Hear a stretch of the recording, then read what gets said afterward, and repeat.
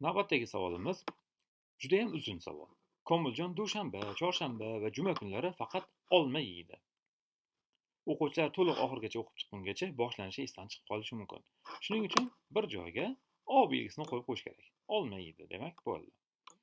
Seshanba va payshanba kunlari faqat shaftoli iste'mol qiladi. Komiljon qarang, 3 kun. Dushanba, chorshanba, juma kunlari olma yer ekan. 3 ta dumaloq qo'yaylik-a. Seshanba va payshanba kunlari faqat shaftoli yer ekan. Seshanba va payshanba. Bunday qilaylik. Seshanba va payshanba. 2 kun ekan xolos. Dushanba, chorshanba, juma kunlari olma, seshanba va payshanba kunlari bu shaftoli yeydi. Shanba va yakshanba kunlari hech qanday, ya'ni hech narsa yemaydi. Komiljon 2 hafta ichida nechta meva yeydi? 1 haftani so'ramagan, 2 haftani so'rabdi.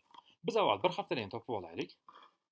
Mana bu yerda aytyapti. U kuniga 2 ta olma yoki 3 ta shaftoli iste'mol qiladi.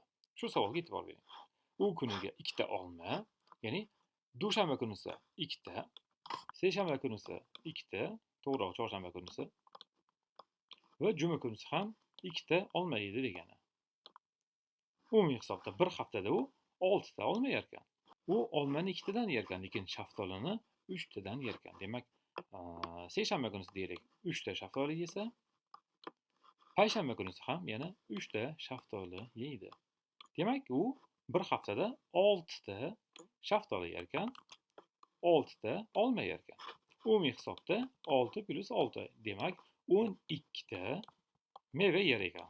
Umumiy hisobda. Chunki bizda ham meva deb so'ralganda. Demak, u 12 ta meva yeydigan bo'lsa, bir haftada, 2 haftada nechta meva yeydi? Albatta 24 ta. Shuning uchun 24 javobini qabul qilamiz.